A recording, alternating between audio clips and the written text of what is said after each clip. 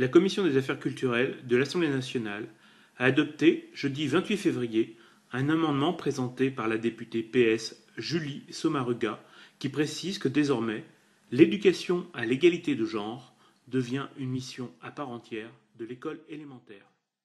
Oui, donc l'objectif est l'intégration, la formation d'une éducation à l'égalité homme-femme et à la déconstruction des stéréotypes sexués.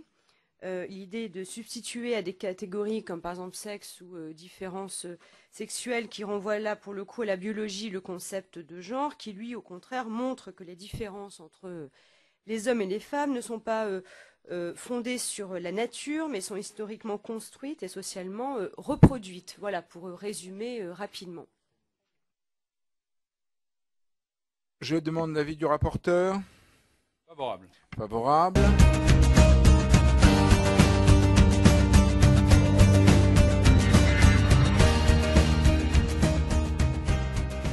Je pense qu'en fait, les choses se mettent en place à cause d'un mécanisme très simple, qui d'ailleurs est déjà décrit dans le livre de la sagesse, un livre de la Bible, au chapitre 2. Ce livre de la sagesse est très clair, et il procède, dans ce chapitre 2, à manifester ce mécanisme à travers 3 étapes d'ordre intellectuel. Je veux dire par là qu'il y a une démarche intellectuelle dans l'homme qui aboutit logiquement à ce genre de choses. Voilà ce que dit le livre de la sagesse. Il commence par dire « Certains hommes disent qu'il n'y a pas de Dieu, qu'il n'y a pas de vie après la mort. Courte est notre vie. Personne n'est revenu de l'au-delà pour manifester s'il y avait quelque chose. » Donc on voit, la première phase du raisonnement touche à ce qu'on appelle une métaphysique. Ça veut dire un sens ultime à la vie. On répond aux 3 questions. D'où est-ce que je viens? Qui suis-je? Où vais-je? Par le matérialisme. Et on peut dire que c'est ce qui s'est passé en France, plus que partout ailleurs dans le monde, et éventuellement même au Québec, qui est, je dirais, un peuple d'origine française. Et donc il y a des connivences, vraiment, des effets de mentalité très proches. La chose se passe beaucoup moins fortement dans les peuples anglo-saxons. Comment ça se passe? Ça ne se passe pas par un athéisme militant, du tout. Ça se passe simplement par un athéisme qui semble acquis, qui est montré partout dans les émissions télévisuelles. L'existence même, ou la question même de l'existence de Dieu, semble un problème sectaire. La vie est nettement apparue toute seule, par hasard. Il n'y a même plus de questions qui se posent là-dessus. La conséquence de cela, c'est que, chez l'homme, il se pose une mentalité de plus en plus forte que, finalement, tout est vain. Et je me rappelle de la réflexion d'un artiste lors d'une émission, d'un débat sur ce mariage homosexuel, dans une émission de Laurent Ruquier. Cet artiste qui voyait des gens qui essayaient de se battre pour des raisons de bon sens, pour que les enfants, tout de même, qui s'y sont adoptés, aient un père et une mère, c'est-à-dire qu'on fasse au mieux pour eux. Eh bien, elle répondait « Vos histoires m'énervent. De toute façon, dans 50 ans, on sera mort. Qu'on fiche la paix aux gens et qu'ils fassent bien comme ils veulent. Si des homosexuels veulent adopter, qu'ils adoptent. Chacun trouve son bonheur. » Elle avait résumé, de manière presque prophétique, ce qui est en jeu. Et c'est ce que décrit le livre de la sagesse. Dans la 2e partie du texte, il dit ceci.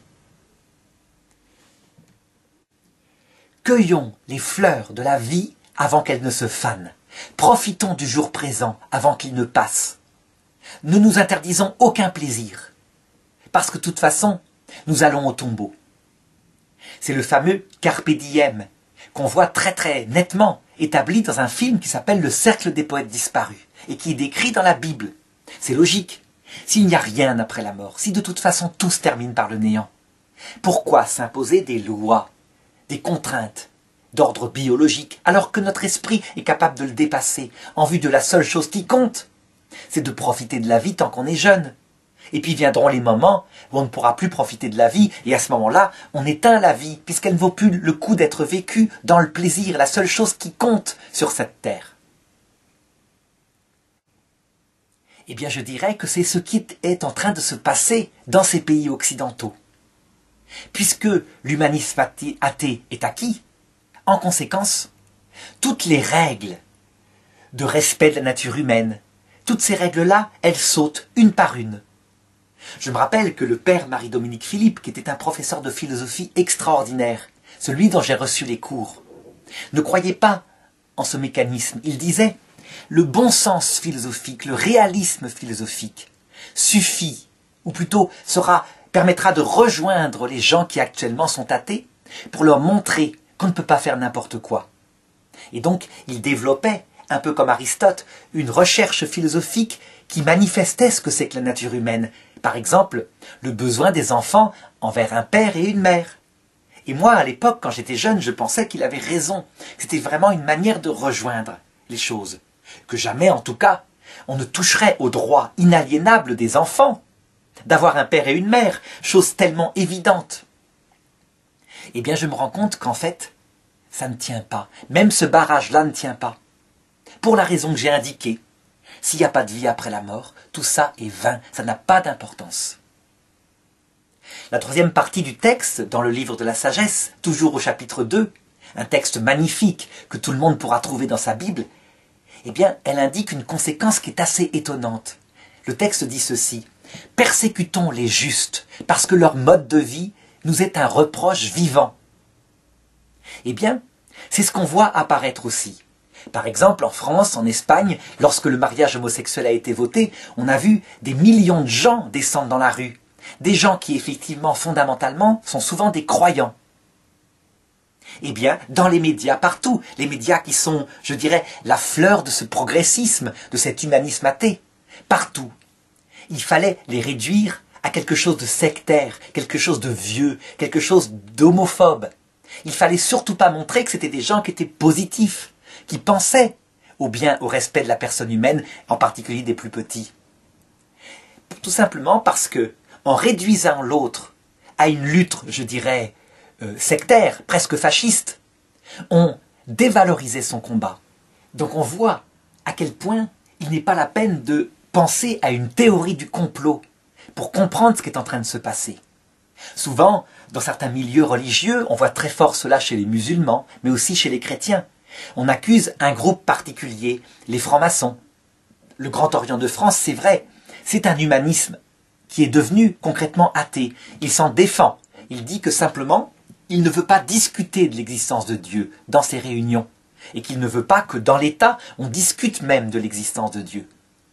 C'est vrai, c'est a priori ce qu'il veut, mais concrètement, en ne discutant jamais de la possibilité qu'il y ait une nature humaine voulue par un créateur, eh bien, il est en tête pour fonder cet humanisme athée avec toutes les conséquences. L'une des premières conséquences, Mère Teresa le montrait, c'est l'avortement. C'est elle qui, on peut dire, a mis le ver dans le fruit. Parce que, à partir du moment où un enfant n'a son existence que parce qu'il est désiré par sa maman, le papa n'ayant aucun rôle à jouer, en conséquence, on n'en fait plus une personne, mais une valeur relative à un désir particulier. Et le reste suit. Donc, par exemple, lorsque une maman met au monde un enfant qui est handicapé et qu'elle le tue parce qu'elle ne veut pas qu'il souffre, la condamnation est bénigne. Lorsque, actuellement, dans des pays comme la Belgique, on réfléchit à la possibilité d'euthanasier des enfants qu'on a découverts handicapés après leur naissance, parce qu'ils ne peuvent pas demander eux-mêmes l'euthanasie, c'est une conséquence.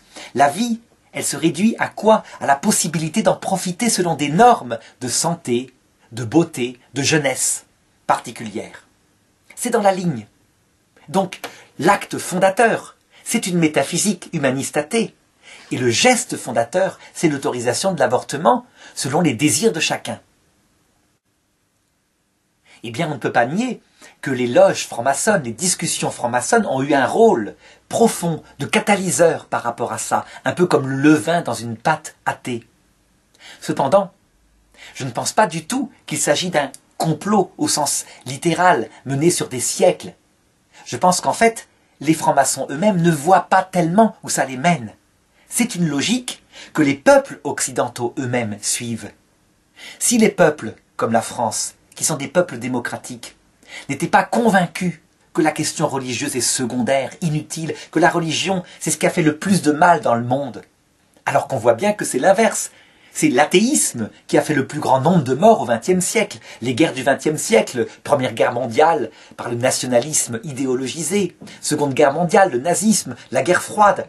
On atteint plus de, je dirais, 150 millions de morts.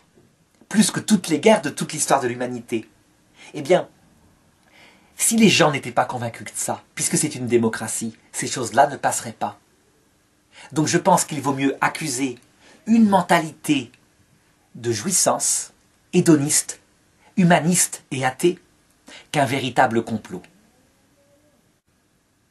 Ça n'empêche pas qu'il y a des personnes qui sont en tête de ce combat et qui se bagarrent pour faire passer ces lois de tous les côtés dans le sens de leurs convictions. Pourquoi est-ce que j'insiste qu'il vaut mieux regarder ce mécanisme philosophique que plutôt d'imaginer une théorie du complot et d'accuser un petit groupe humain? Parce que la théorie du complot, elle détruit l'âme de celui qui la pense. C'est une théorie finalement du bouc émissaire. Elle consiste à accuser de tous les maux un petit groupe humain qu'après on peut librement détruire. Saint Paul, pour éviter cette corruption que crée dans l'âme une théorie du complot, dit dans son épître aux Éphésiens, chapitre 6, verset 12, « Souvenez-vous que vous n'avez pas à lutter contre des êtres de chair, ça veut dire des êtres humains qui vivent sur terre. C'est contre des puissances, des principautés, des dominations de ce monde de ténèbres que nous nous battons. Ça veut dire que s'il y a un complot quelque part pour un croyant, qu'il soit chrétien ou musulman, ce sont les anges révoltés. Les anges révoltés, eux, ils ont cette capacité à dépasser les générations humaines et à prévoir les choses sur plusieurs générations. Ils font partie de la foi de toutes les religions dans le monde. Et eux, ils peuvent effectivement comploter. Mais il faut absolument comprendre que ce qui est à la base de tout cela, c'est l'athéisme qui se développe.